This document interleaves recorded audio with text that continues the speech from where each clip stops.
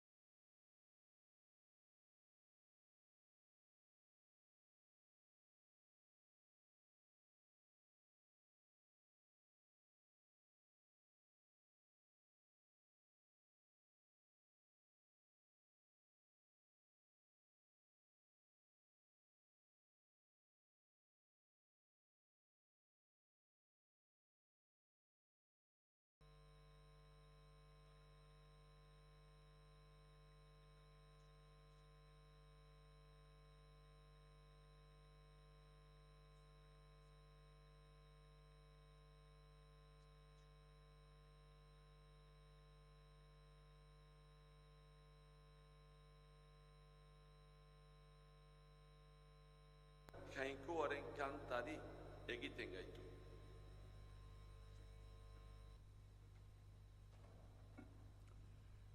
Kanta dezagun, bataioko ura hartzen dugun une honetan. Ura, burura, barrura.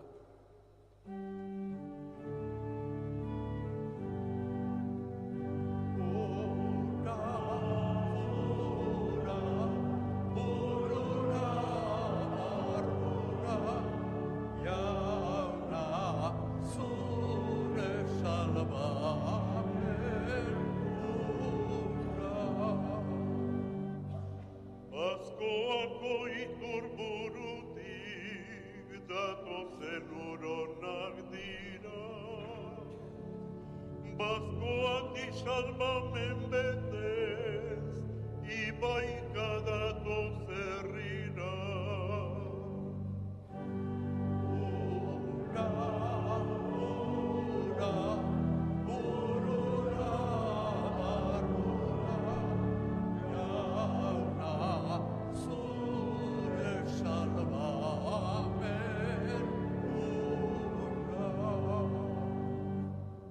Bataioko ponte maitetik, askazaile datozura.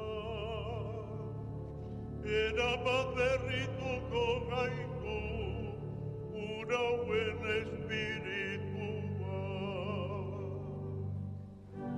Ura, burura, barrura, jauna, zure salbamen ura.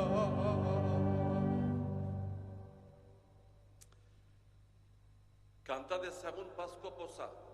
Kanta diezaiogun gure bizitza zaintzen duen gure hartzai onari. Eserita bestuko dugu aintza. Aintza zeruetan jainkoari, bakea lurrean gizonari. Deno? Aintza zeruetan jainkoari, bakea lurrean gizonari. Ainaundi eta eder zaitugulako, gorazu, beheten katuazu, eskerrak zuri. Aintza zeruetan jainkoari, bakea lurrean gizonari. Jainko jauna zeruko errege, jaungoiko aita ahal guztiduna, gorespen zuri. Aintza zeruetan jainkoari, bakea lurrean gizonari. Jesu Kristo jainko jauna, aitaren seme, zuk entzen duzu munduko pekatua, erruki jauna. Aintza zeruetan jainkoari, bakea lurrean gizonari.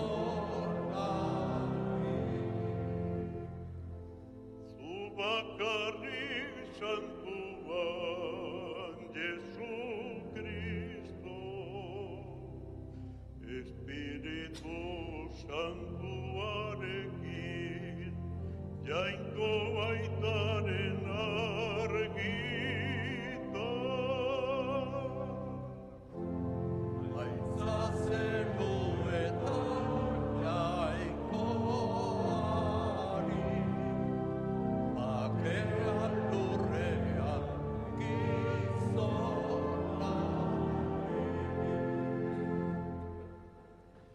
zutik otoitzerako. Egin dezagun otoitz. Jainko ahal guztidun beti erekoa, eraman gaitzatzu zeruko pozetan partaide izatera. Fededuren hartalde apalau heldadin, beraren hartzaina heriotza garaiturik iritsi den ospera. Zure seme Jesu Kristo gure jaunaren bitartez, zurekin eta Espiritu Santuarekin batean, jainko eta errege bizi baita, gizaldi eta gizaldietan. Amen.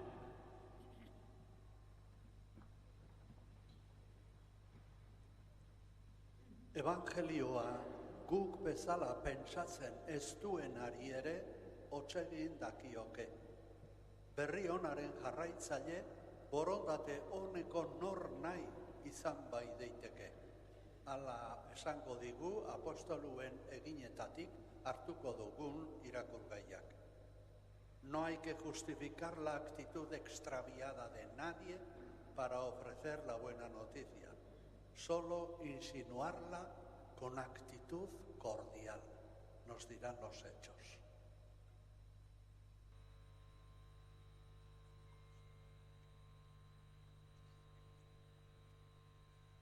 Apostoluen eginak liburutik.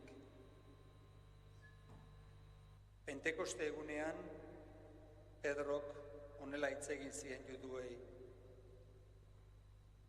Jakin bezaziur Israel herri osoak, jaun eta Mesias egin duela jainkoak zuek gurutziltzatu zenuten Jesus hau. Hitz hauek bihotza ukitu zietelarik, Pedro hori eta gainerako apostoluei esan zieten. Anaiok, zer egin behar dugu? Pedrok erantzun zien, bihotz berri zaitezte eta bataiatu guztiok Jesus Mesiasen izenean. Bekatuak barka dakizkizuen eta Espiritu Santu hartuko duzue doaintzat. Izan ere, zuentzat eta zuen seme-alabentzat agindu zuen jainkoak doain hau. Baita jaunak gure jainkoak deituko dituen atzerritar guztientzat ere. Beste hitz askoren bidez ere egin zien Pedrok testigantza, eta harrenka eskatzen zien esanez. Salba ezazue zeuen buruak gizaldi galdu honengatik. Pedroren hitza onartu zutenak bataiatu egin ziren, eta egun hartan 300.000 lagun bildu zitzaion taldea.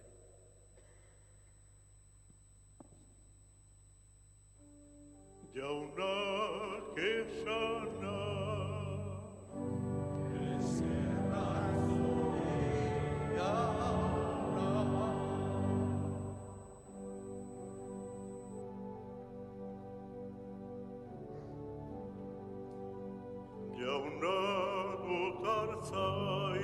ez naiz ezeren beharrea. Denok? Jauna dut hartzai, ez naiz ezeren beharrea. Jauna dut hartzai, ez naiz ezeren beharrea.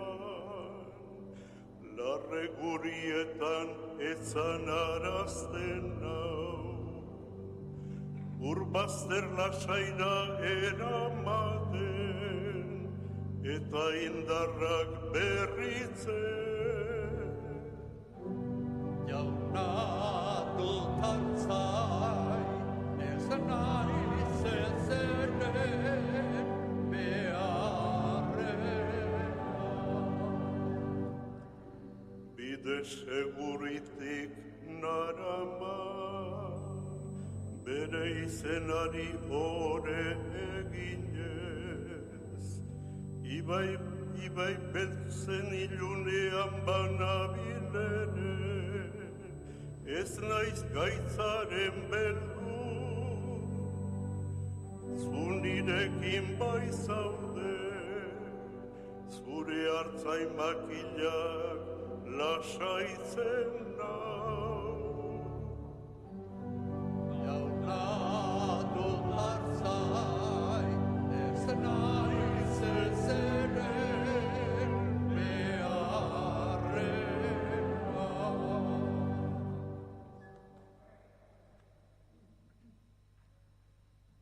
Galdera zorrotza sortzen du San Pedroren lehenengo idazkiak. Evangelioa hots egiten duena erasotua izango da. Eta gu zergatik ez gera erasotuak.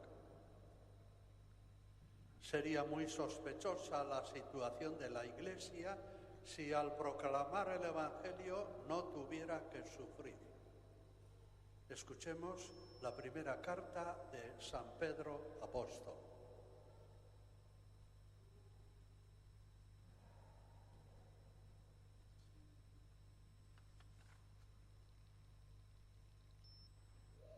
San Pedro apostoloaren lehenengo gutunetik. Senide maiteok, hon egiteagatik nekeak jasan behar badituzue, hori gauza ederra da jainkoaren begietan. Horretarako deitu zaituzte jainkoak. Izan ere, Kristok berak ere nekeak jasan zituen zuengatik, zuei eredu utziz, haren urratsei jarrai diezaiez zuen. Hark ez zuen bekaturik egin, haren ahoan ez zuten aurkitu maltzurkeriarik. Iraintzen zutenean, ez zuen irainez erantzuten. Nekeak jasatean, ez zuen mehatxurik egiten. Aitzitik, zuzen epaitzen duenaren eskuetan jartzen zuen bere burua.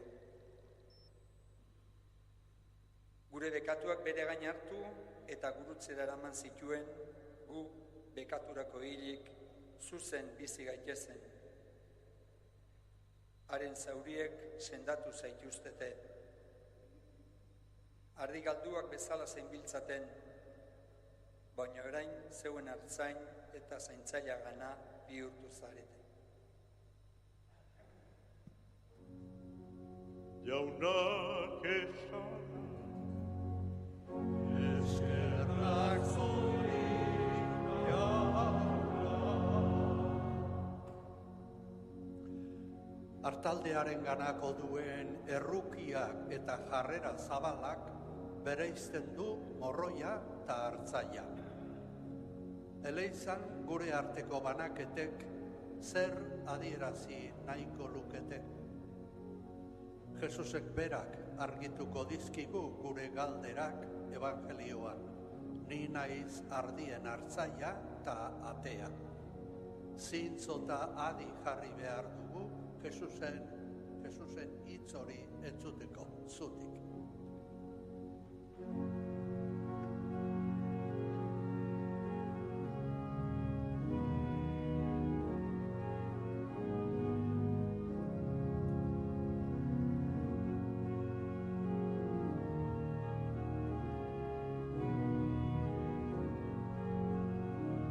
Denok, aleluia.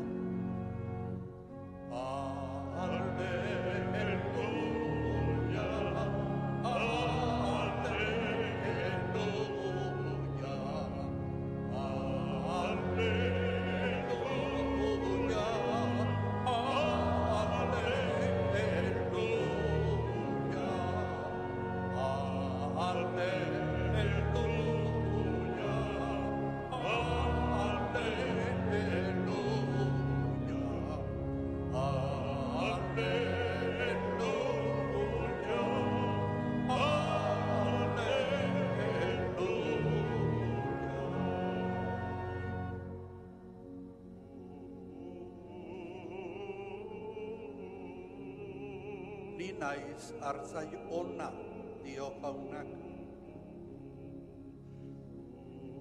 Ezagutzen ditut nik nire ardiak, eta baita ardiek ere ezagutzen naute ni.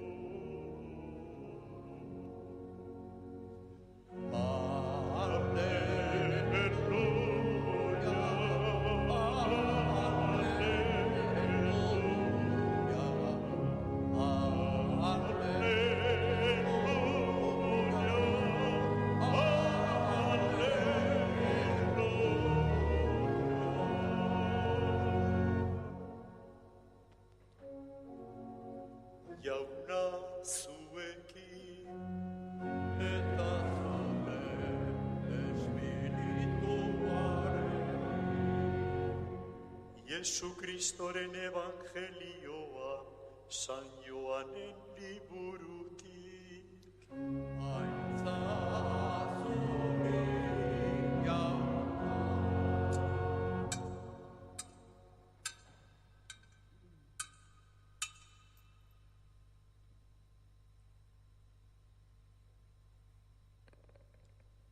Aldi hartan, Jesusek esan zuen, egi-egiaz diotsuet, artegian atetik ez, baino beste nonbaitetik sartzen dena lapurra da, eta harrapatzailea. Atetik sartzen dena berriz artzaina da. Honi ireki egiten dio atezainak, eta ardiek aditzen dute haren ahotsa. Ardi bakoitzari bere izenaz deitzen dio, eta kanpora ateratzen ditu. Ardi guztiak atera ondoren, aurretik joaten zaie, eta ardiek jarraitu egiten diote, ezagutzen baitute haren ahotsa. Arrotzari ordea ez diote jarraituko. Aitzitik ies egingo diote. Arrotzaren ahotsa ez baitute ezagutzen. Jesusek adibide hau eman zien, baina haiek ez zuten ulertu zer esan nahi zien. Orduan, honela azaldu zien Jesusek. Egi-egiaz diotsuet, ni naiz ardien atea. Nire aurretik etorritako guztiak lapurrak ziren eta harrapatzaileak. Horregatik, ardiek ez zieten jaramonik egin. Ni naiz atea. Ate honetatik sartzen dena onik izango da. Lasai sartuko da eta aterako, eta aurkituko du jatekoa. Lapurra ez doa hartaldera ostu, hil eta ondatzera baizik. Ni berriz bizia izan dezaten etorri naiz. Bizia ugari izan dezaten. Jaunak esana, eskerra zorira,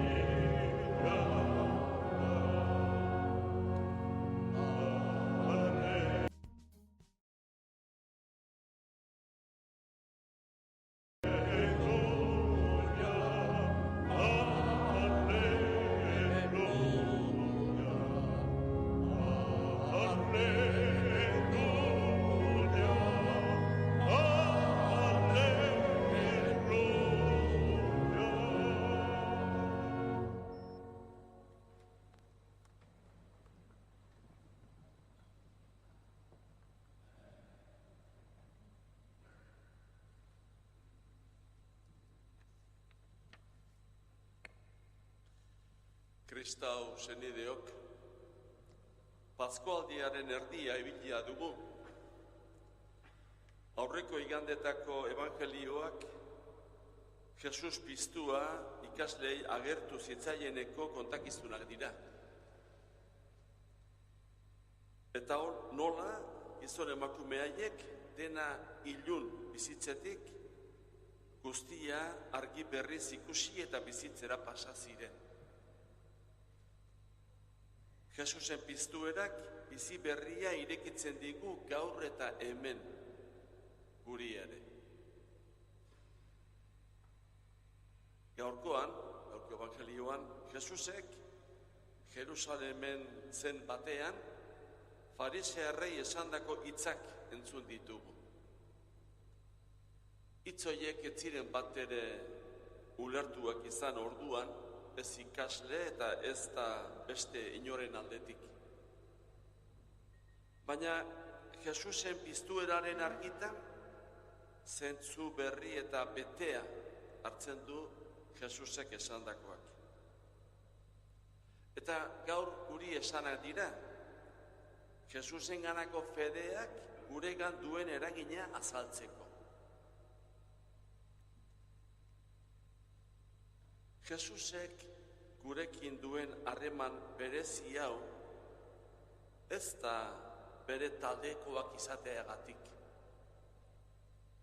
edo pentsamentu berekoak, edo kultura berekoak, baizik eta berarekin harreman pertsonala dugulako.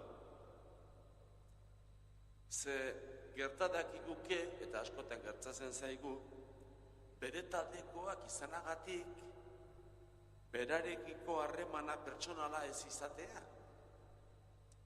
Gure harremana ideologikoa edo talde barruan gustua sentitzen garalako edo ohiturazkoa delako. Gertadatik daiteke baita ere bizitzako beste garai batzuetan gu berarekiko lotura bizia izana eta orain guzti honi zentzurik ez aurkitzea. Nahiz eta Elizako sakramentuak hartzen jarrai. Hori ere gertadakiguke. Eta behin baino gehiagotan aitortu bara daukagu gertatzen zaigula. Fedea, Jesusen ahotan, berarekiko harreman pertsonalean datza, banakoa. Harreman horrek esan nahi du, bere ahotsa nolabait ezaguna izan dudala. Bere deia entzun dudala. Hala esan digu. Ardiek aditzen dute haren ahotsa. Bakoitzari bere izenez deitzen dio. Haien aurretik joaten da, eta ardiek jarraitu egiten diote, ezagutzen baitute bere ahotsa. Fedea, perfektua ez baldin bada ere, baiezkoa ematea da Jesusen presentziari nire bizitza. Edonori ez diot eskubide hori ematen ez. 11 dei iristen zaizkigu gure bihotza ukitu nahian, eta dei hoiei jarrai diezaiegu. Dei asko. Babestuak sentitu nahi izaten dugu, normala denez. Eta babes hori artegiak ardiei ematen die moduko babesa da. Batzutan ideologia bilatzen dugu babesa. Berdin pentsatzen dugu, eta bat gustura sentitzen da. Babestua. Edo kultura gaurkotuan, ni naiz aurrerakoia eta oso modernoa, eta babestuta sentitzen naiz. Edo erakundeetan, ni, herri hontakoa, edo ez dakit zer. Edo ofizialtasun tradizionalean, ni badakit nungoa naizen eta noizkoa naizen. Edo aurrerakoietan, ni aurrerakoia naiz eta besteekin batera babestua sentitzen naiz. Guteko bakoitzak babestua sentitzen den horrelako artegia behar du.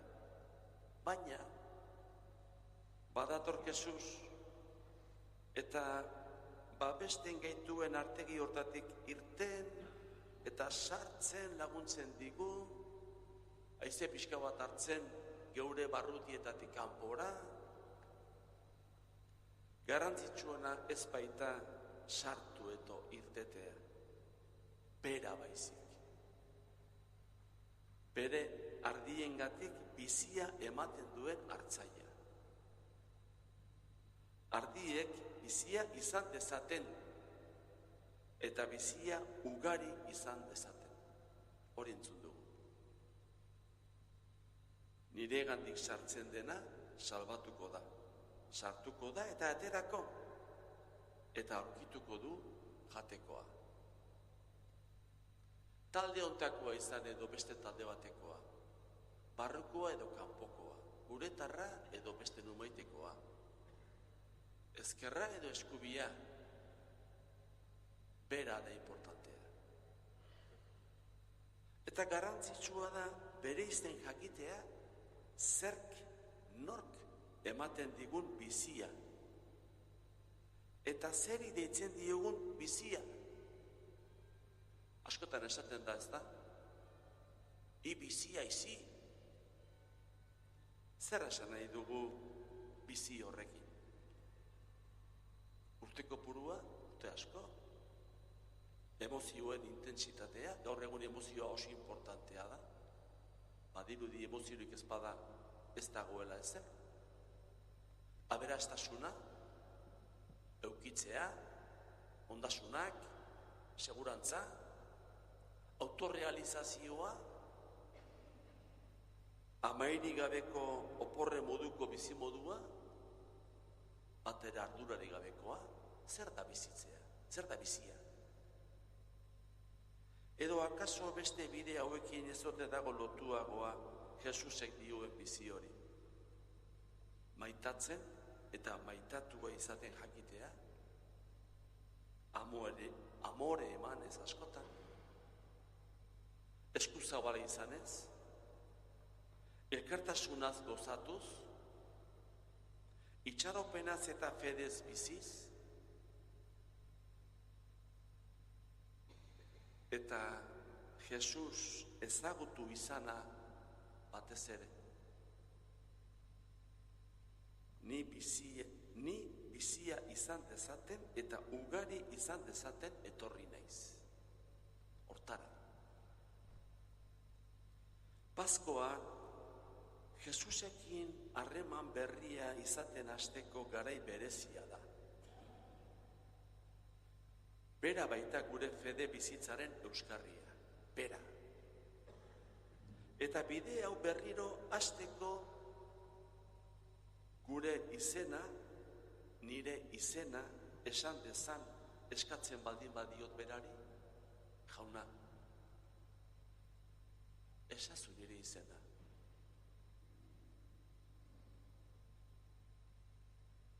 Esaidazu. Eta jada nire izena bera esaten ari dira konturatzen banaiz? Deika ari zaidala jabetzen banaiz?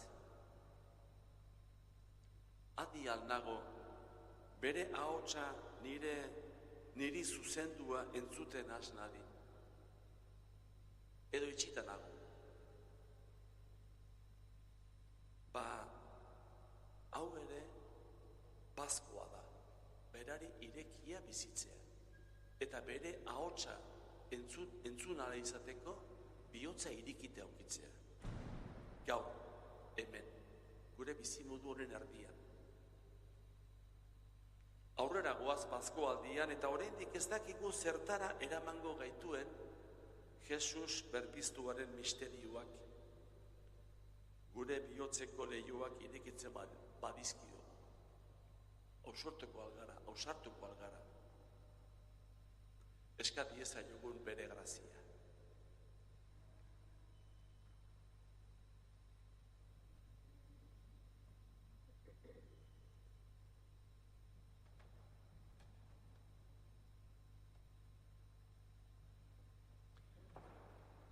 Zutiturik egin dezagun gure fedearen aitormena. Sinesten alduzue jainko aita ahal guztiduna zeru lurren egilea?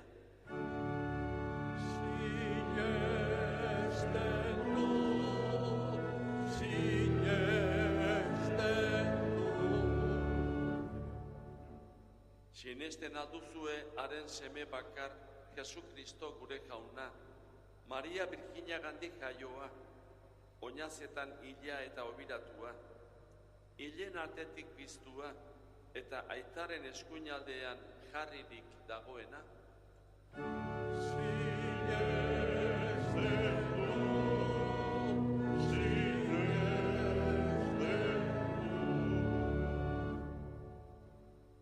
Sinesten alduzue Espiritu Santua, Eliza santu eta katolikoa, santuen elkartasuna, pekatuen barkamena, hilen piztuera eta betiko bizia.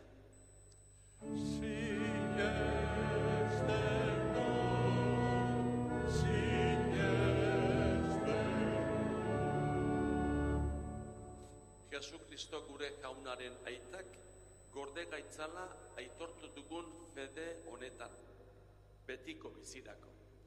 Amen. Amen.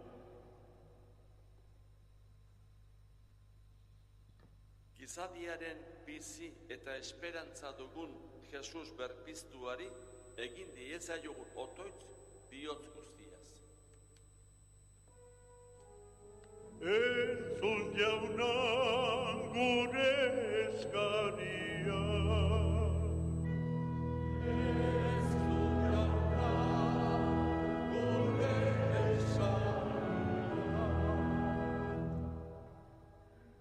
Gure otoizune honetan, elizan artzain direnak izan nahi ditugu batez ere gogoan.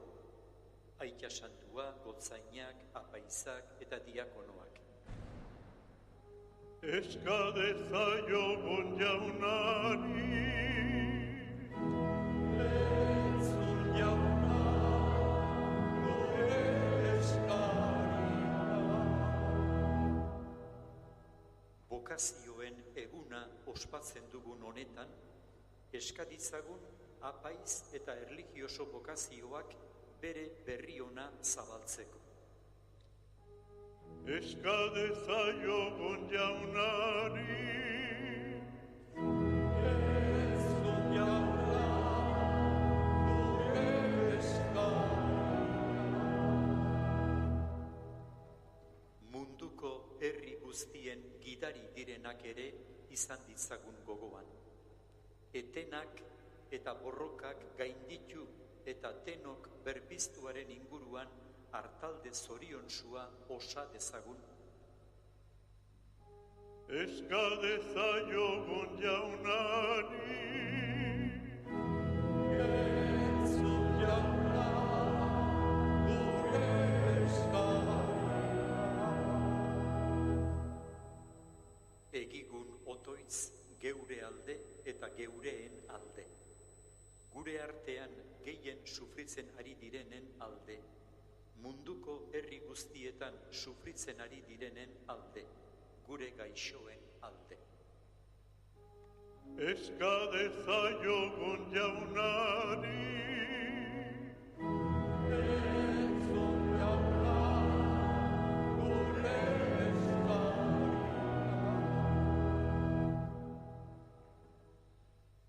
Entzun jaun berpiztua, zure elizaren otoitza, eta zaude beti gurekin. Jainko eta errege bizi baitzara berpizturik, gizaldi eta gizaldietan. Amen.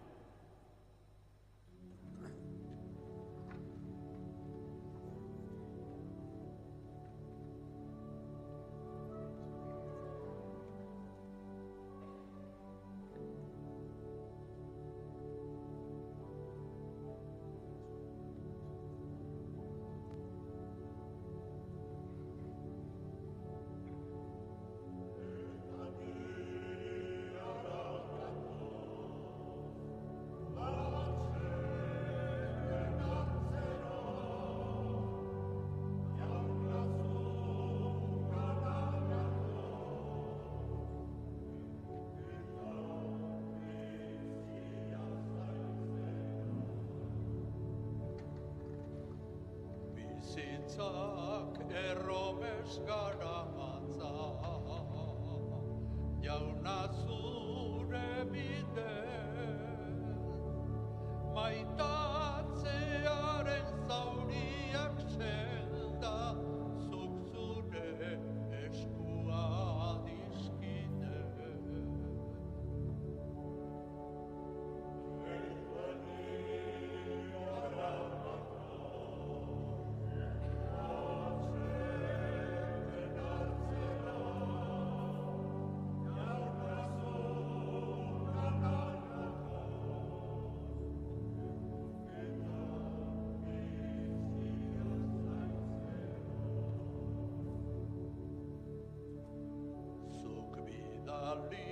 Gintuzun joan ginen, errukiaren misiolari, oiutzik eta bakezerik gabe,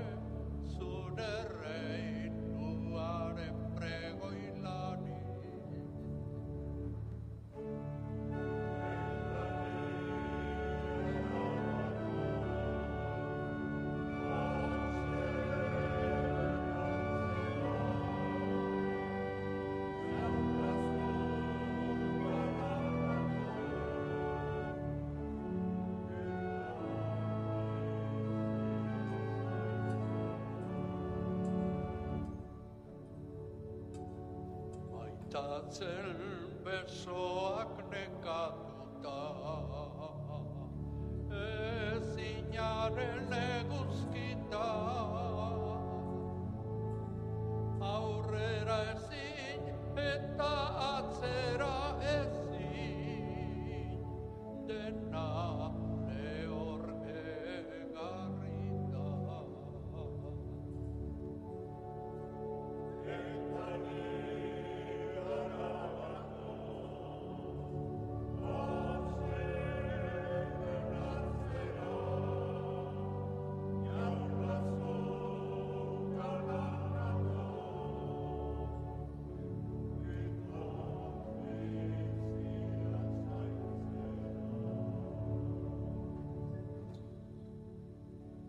Senideok, egin dezagun otoitz guztio batean, Eliza osoaren oparia Jainkoari eskaintzerakoan.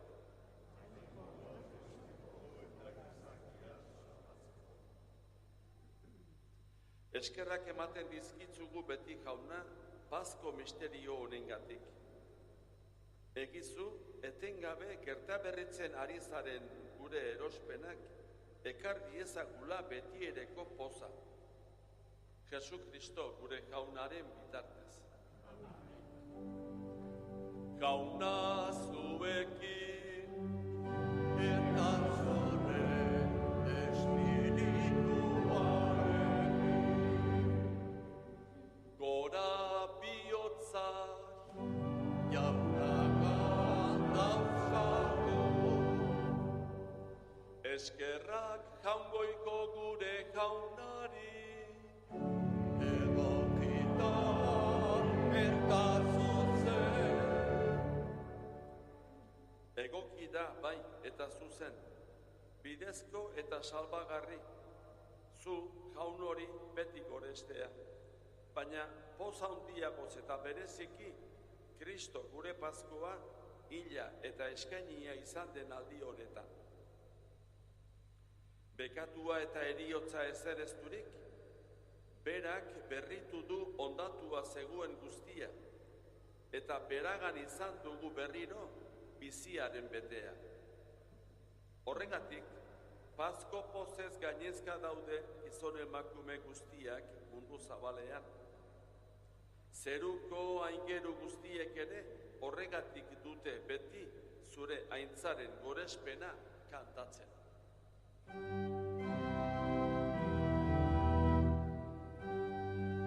Hosanna, Hosanna, zeruko jenetan.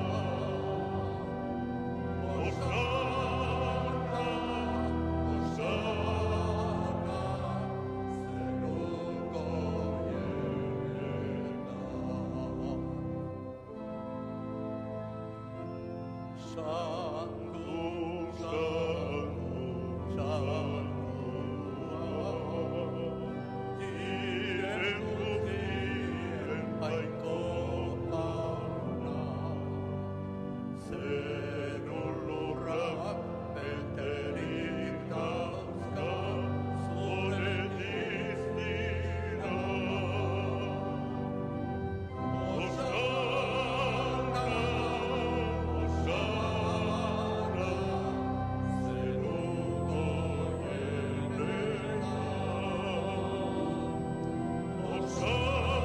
Santu,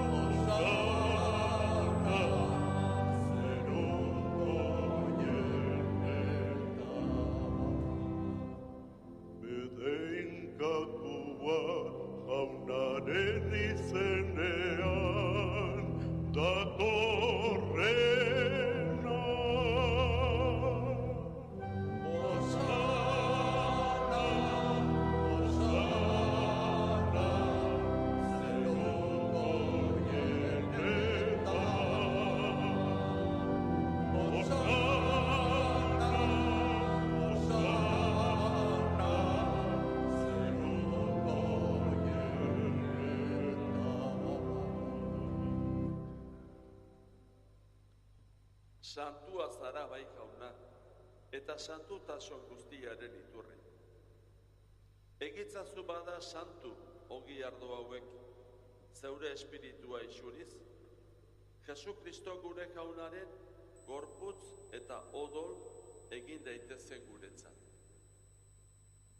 Berak, saldu zutenean eta bere gogoz gurutzera zikoala, ogia hartu eta eskerrak emanez zatitu zuen eta bere ikasleei eman zien esanez. Hartzazue eta jan guztiok honetatik, hau nire gorputza da eta zuentzat emango dena.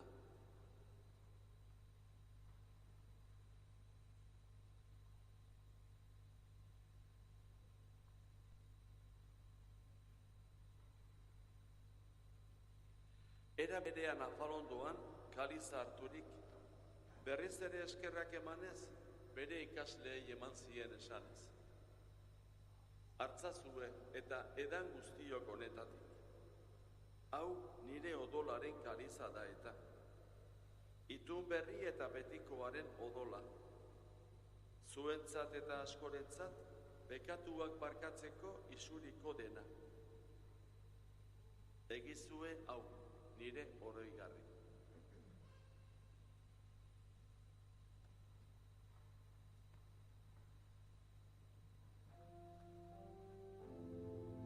Hau da sinismenaren misterioa. Ileta biztu zerala jauna, zu berriz etorri arte, haute guda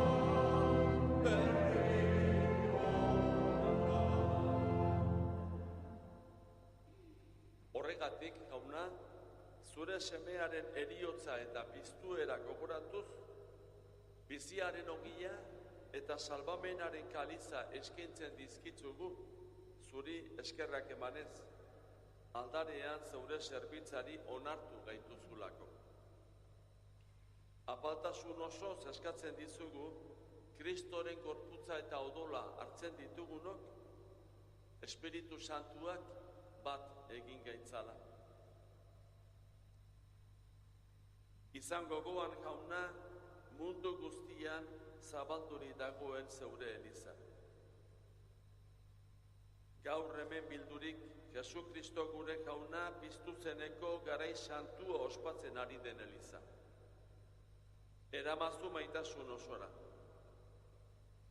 Leon gure aita santuarekin, Fernando gure gotzainarekin eta Eli zerbitzari guztiekin batean. Era berean, izan gogoan jauna, pizteko itxaropenean joan diren gure senideak. Eta hildako guztiak ere. Harritzatzu zeure aurpegiaren argitan. Erruki zakizkigu arren, guk guztiok betiko bizia irits dezagun. Jainkoaren ama Maria Birkina doatsuarekin, haren senar Jose Santuarekin, apostolu santuekin, eta gizaldi guztietan zure adiskide izan diren santuekin. Haiekin batean gorez zaitzagun Jesu Kristo zure semearen bitartez. Honen bitartez, honekin eta honengan, zuri jainko aita ahal guztidun horri, Espiritu Santuarekin batean, ospe eta aintza guztia, gizaldi eta gizaldi guztieta.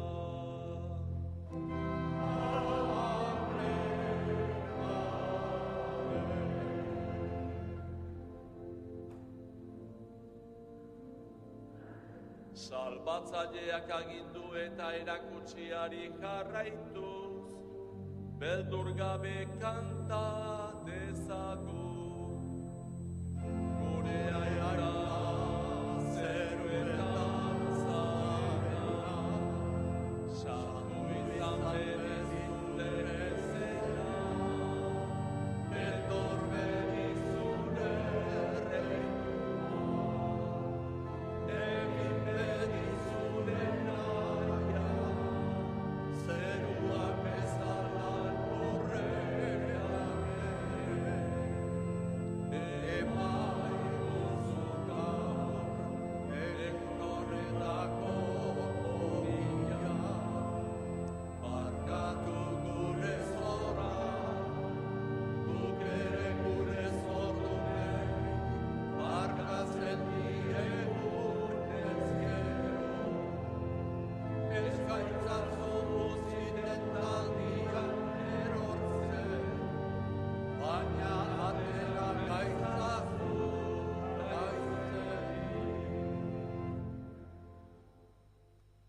Jauna, atera gaitzatzu gaitz guztietatik.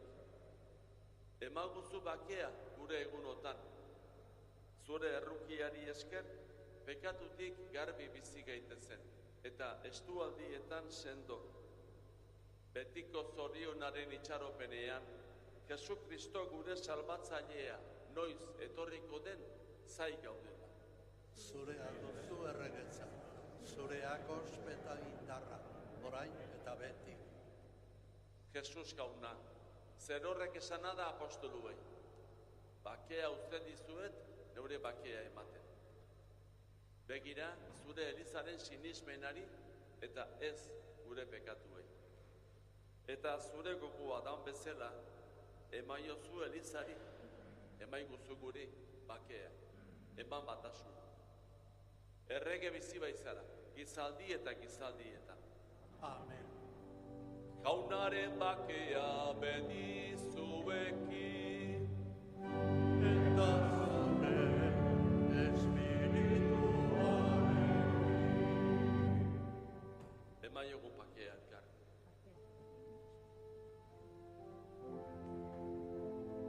Jaungoikoaren bildotxa, zuk entzen duzu munduko pekatua.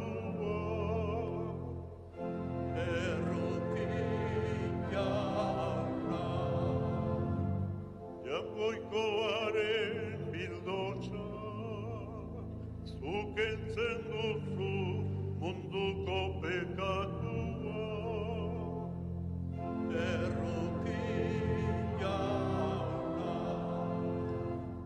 Jaungoikoaren bildotxa, zuk entzen duzu munduko pekatua. Emaiguzu bakea. Hona hemen, jaungoikoaren bildotxa. Munduko pekatuak kentzen duena, gure bizia. Zorionekoak jaunaren maiontara dituak.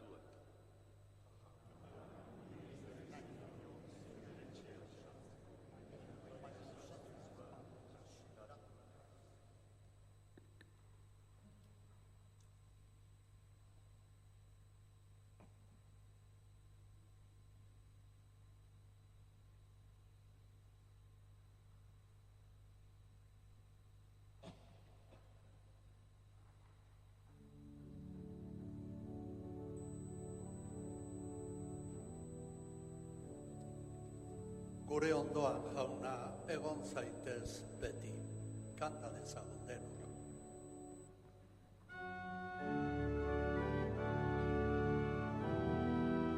Gure ondoan jauna egon zaitez beti, zuzara gure bide eta gure bizi.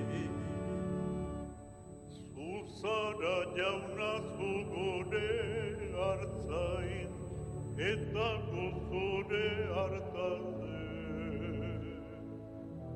Nora ezean ibiltzen gara, ardigaxoztu gabe.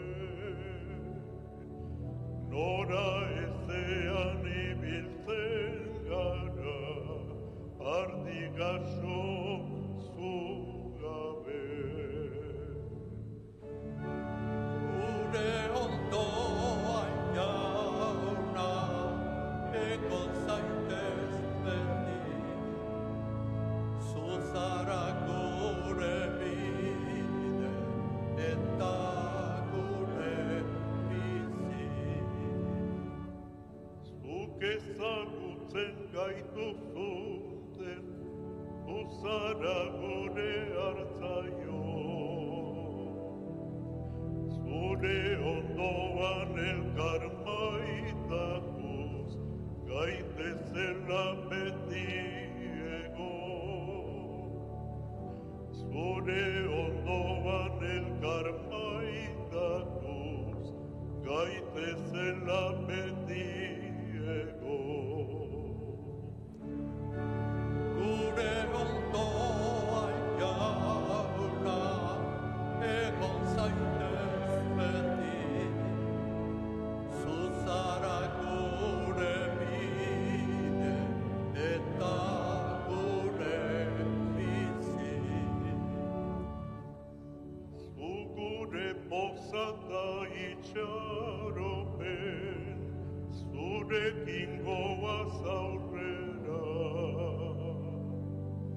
egunen baten beti betiko, hartaldea izatera. Egunen baten zure betiko, hartaldea izatera. Gure ondoan jauna, egon zaitez beti, zuzara gure bide eta gure bizi.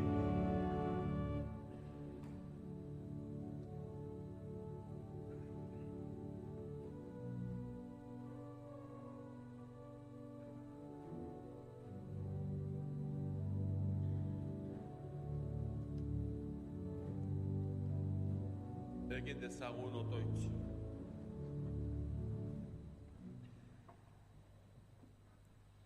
Artzainona, zaindu maitasunez zeure hartaldea, eta eraman betiko larre gurietara, zeure semearen odol baliotsuaz salbatu dituzun ardiak. Jesu Kristo gure jaunaren bitartez. Amen. Kristo herriaren hartzain da, eta jainkoaren bildotza aldi berean. Herria salbatzeko bere bizia emateraino eskaini zelako, aurkituak izan gera ardiak bezala galduta genbiltzanok. Ardi galduen onerako jainkoaren bildotz egin den Jesus. Gaur gure janari eta edari gertatu da Eukaristia. Janari horrek eman digun indarrak eutsiko aldigu gure bide zail eta estuetan. Beste bat arte, nahi duzuen arte. Agur. Jauna zuekin, Eta zure espirituarekin. bedeinka zaitzatela jainko ahal guztiduna, aitak eta semeak eta Espiritu Santu